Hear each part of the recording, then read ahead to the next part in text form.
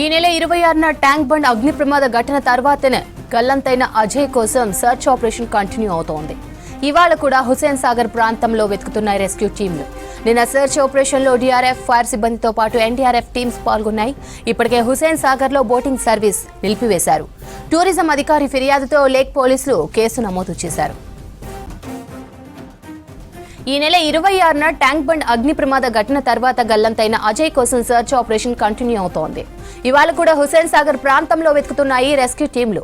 నిన్న search operation లో DRF, fire సిబ్బందితో పాటు ఎన్డీఆర్ఎఫ్ టీమ్స్ పాల్గొన్నాయి. ఇప్పటికే హుస్సేన్ సాగర్ లో బోటింగ్ సర్వీస్ నిలిపివేశారు. టూరిజం అధికారి ఫిర్యాదుతో లేక్ పోలీసులు కేసు నమోదు చేశారు. ట్యాంక్ బండ్ లో సర్చ్ ఆపరేషన్ కు సంబంధించి మరిన్ని డీటెయిల్స్ అనిల్ అందిస్తారు. Anil, over to you. Hussain సాగర్లో జరిగిన ఘటనలో భాగంగా అజయ్ కోసం గాలింపు చర్యలు అయితే కొనసాగుతున్నాయి. మీరు విజువల్స్లో చూడొచ్చు. ఈ గాలింపు చర్యలు నిన్నటి నుంచి కూడా ఏకదాటిగా అయితే కొనసాగుతున్నాయి అని చెప్పాలి. అజయ్ అనే వ్యక్తి మొన్న జరిగిన ఏదైతే ఈవెంట్ జరిగిందో మహాహారతికి సంబంధించి, ఆ ఈవెంట్లో భాగంగా తను హుస్సేన్ సాగర్కి రావడం జరిగింది. హుస్సేన్ సాగర్లో ఆ ఘటన జరిగిన టైంలో అంటే క్రాకర్స్ పేలడం, ఆ క్రాకర్స్ పేలిన తర్వాత బోట్లన్నీ దగ్ధం అవ్వడం, ఆ దగ్ధమైన టైంలో వీళ్ళు కూడా భయాందోళనకు గురి కావడంతో అజయ్తో పాటు వచ్చిన ఇద్దరు స్నేహితులు కూడా, అంటే ఇద్దరు స్నేహితులతో పాటు ఇద్దరు స్నేహితులు దూకి వాళ్ళు తప్పించుకున్న తర్వాత అజయ్ అనే వ్యక్తి అదే హుస్సేన్ సాగర్లో ఇప్పుడు ప్రెజెంట్ అయితే ఉన్నట్టుగా కానీ అంటే దాంట్లో పడినట్టుగా తెలుస్తుంది. అయితే దానికోసం అని చెప్పేసి గాలింపు చర్యలు అయితే కొనసాగుతున్నాయి అని చెప్పాలి. మళ్ళీ ప్రెజెంట్ మనతో పాటు వాళ్ళ ఫ్యామిలీకి సంబంధించిన అంటే అజయ్ వాళ్ళ ఫాదర్ ఉన్నారు, వాళ్ళతో మాట్లాడదాము. అసలు ఈ గాలింపు చర్యలకు సంబంధించి అధికారులు ఏమంటున్నారు, ఏ విధమైన చర్యలు తీసుకుంటున్నారో తెలుసుకునే ప్రయత్నం చేద్దాం. సార్ చెప్పండి, మీ బాబు ఏ టైంలో ఈ గాలింపు అంటే పడ్డాడు అని మీకు తెలిసింది? అంటే అధికారులు చెప్పిన విషయాలు ఏమేమి తెలుసు మీకు? 9 గంటలకు అయిందంటే ఇది ఘటన. అసలు మాకు మాత్రం 2:30కు తెలిసింది. 2:30కు తెలిసింది. వాళ్ళ ఫ్రెండ్స్ వాళ్ళ ఫోన్ చేస్తే తెలిసింది. వస్తే పోలీస్ స్టేషన్కి పోతే వాళ్ళు హాస్పిటల్, ఇప్పుడు వేరే వాళ్ళు గాయపడ్డరుగా, అక్కడ హాస్పిటల్ నుంచి మాకు ఇన్ఫర్మేషన్ వస్తుంది వాళ్ళది ఎవరెవరు ఉండరో, అందులో మీ బాబుది లేదు, నా పేరు లేదు అని చెప్పారు వాళ్ళు. మరి అక్కడ లేకపోతే మీకు ఇక్కడే పడ్డారు అని మీకు నిర్ధారణ ఎప్పుడైంది? అధికారులు ఏం చెప్తున్నారు? అంటే వాళ్ళ స్నేహితులు ఎవరైతే ఇద్దరు ఉన్నారో వాళ్ళ స్నేహితులు కూడా ఉన్నారు, వాళ్ళిద్దరు తప్పించుకున్నారు, ఇతను మాత్రమే దీంట్లో పడ్డాడని చెప్పేసి మీకు ఎలా తెలిసింది? వాళ్ళు ఏమన్నా నిర్ధారణ చేశారా? వాళ్ళ స్నేహితులే చెప్పారు ఇద్దరు. అది ఒక్కటిసారి అక్కడ బాంబులు వేరే వరకు పెద్ద బాంబు ఇట్లా బాగా పొగొచ్చింది. ఆ పొగ వచ్చే వరకు మేము అలా దుంకేసినాము.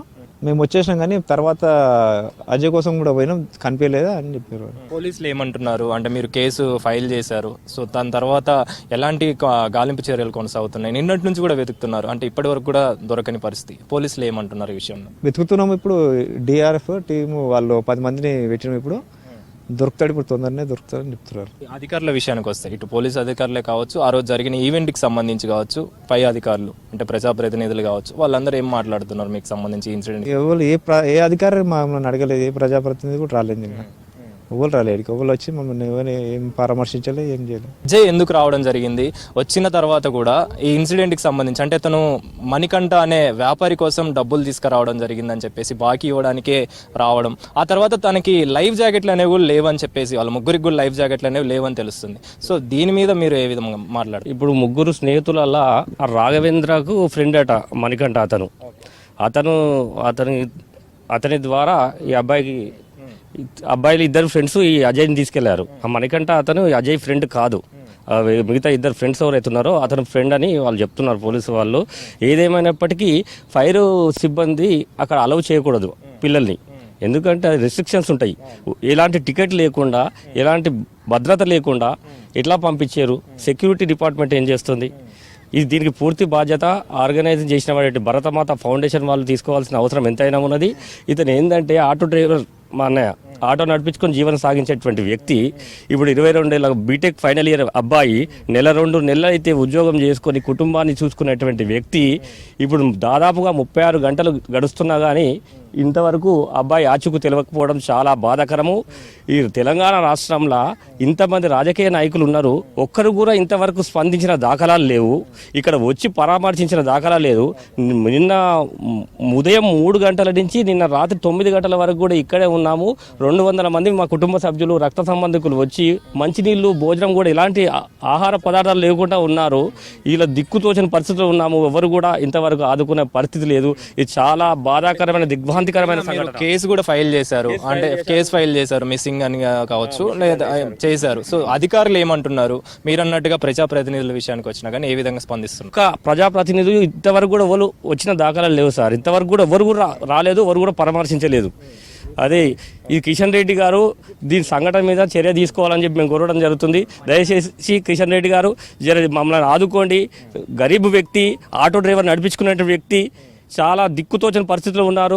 తల్లి కన్నీరు మున్నీరు అయిపోతుంది. గల కారణాలు చూసుకుంటే లైఫ్ జాకెట్లు అనేవి లేకపోవడం ఒకటి, క్రాకర్స్ పేలడం తర్వాత భయాందోళనకు గురై వాళ్ళు పడడం, నీళ్ళల్లో పడిపోవడం అవన్నీ జరిగినాయి. సో మణికంఠ అనే వ్యక్తి ఎవరు? అసలు మణికంఠకి అజయ్కి సంబంధం ఏంటి? అసలు ఈ లోపలికి వచ్చిన తర్వాత ఈ ప్రొసీజర్ ఎందుకు ఫాలో అవ్వలేదంటే మీరేం చెప్తారు? మణికంఠ అనే వ్యక్తి అజయ్కు పరిచయం లేదండి.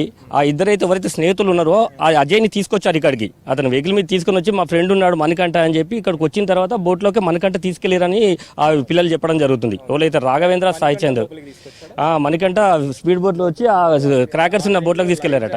అదే లైఫ్ జాకెట్లు ఎందుకు ఏర్పాటు చేయలేదు? అసలు ఈ భద్రతా సిబ్బంది ఏం చేస్తున్నది? ఒకటి మనము బర్త్డే చేసుకోవాలంటే కేక్ తీసుకోవాలంటే కూడా, కేక్ తీసుకెళ్లాలంటే కూడా చెక్ చేస్తారు సెక్యూరిటీ సిబ్బంది. మరి ఆ పిల్లలు పోతుంటే ఏం చేసిరు వీళ్ళు? ఆ పిల్లలు మీరు ఎందుకు వెళ్తున్నారు అని చెప్పి వాళ్ళు ప్రశ్నించాలి కదా అధికారులు కానీ అక్కడ భద్రతా సిబ్బంది కానీ. ఇది పూర్తి వైఫల్యం ఉంది, బాధ్యతారహిత్యంగా వైఖరించారు. ఇవరకు ఏం చెప్తారు మీరు? ఇప్పుడు లభ్యమైన తర్వాత కావచ్చు, దాని సిచ్యువేషన్స్ సంబంధించి కావచ్చు, మీరేం మాట్లాడారు? ఏది ఏమైనప్పటికీ పార్టీలకు అతీతంగా ప్రతి ఒక్కరు మానవతా దృక్పథంతో ఈ సంఘటనని ప్రతి ఒక్కరు స్పందించాలి.